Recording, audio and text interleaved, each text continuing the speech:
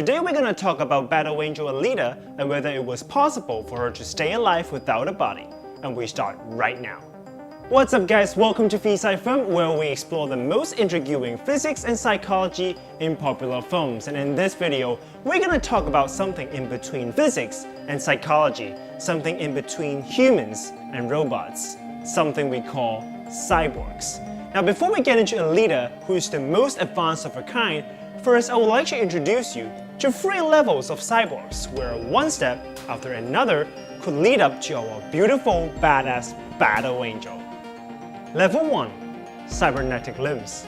If you've watched enough sci-fi movies, you must have come across with a character who's a normal human being but with a metallic arm or leg. These individuals are the entry level of cyborgs, where their motor functions are restored or enhanced by integrating with an artificial component. One popular example would be Bucky, the Winter Soldier in Marvel, who lost an arm but got a replacement. All hail Hydra. Although prosthetic limbs are quite common in the real world, it is important to know that simply having a metal arm or leg does not make you a cyborg. That is because the very definition of a cyborg requires a feedback mechanism, where on one hand you can control the limb with your brain, while on the other you can feel a sense of touch when it interacts with an object. This can be done by detecting a change in pressure, temperature, and electrical conductivity.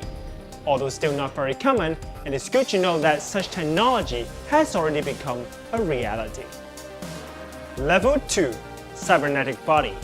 Next up, we have cyborgs who are more robot-like, the ones who not only have the limbs, but also part of their body replaced by machines.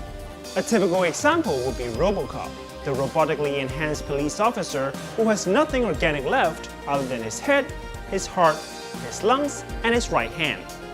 Relying heavily on a machine counterpart in terms of nutrient supply, waste removal, and hormonal control, it seems that a cyborg at this level can no longer live without maintenance in the laboratory. Level 3. Nothing but the brain. Do you have a brain?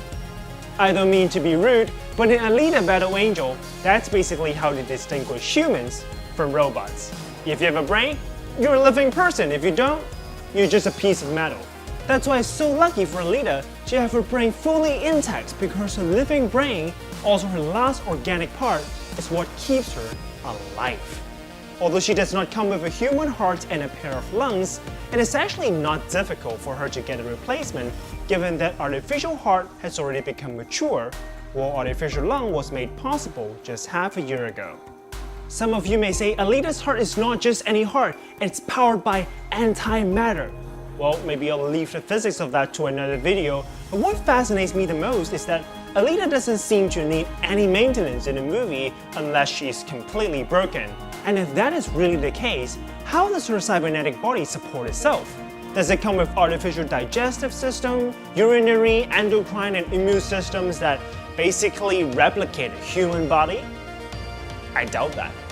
But hey, we still got one big problem to solve, which is without a human body, without a cybernetic body, how was it possible for her brain to survive out there in the scrapyard? Well, one possible way was to put her brain into a state of hibernation by drastically decreasing its temperature, like what people always do in movies by going into deep sleep on a space mission. In this way, the brain can not only minimize oxygen uptake, but also conserve energy to survive as long as possible. Given enough oxygen and nutrients, researchers could keep animal brains alive without a body up to 36 hours. How long could Alita's brain survive without oxygen and nutrients? Well, I'll leave that question to you guys. Thank you so much for watching. I'll see you in the next video.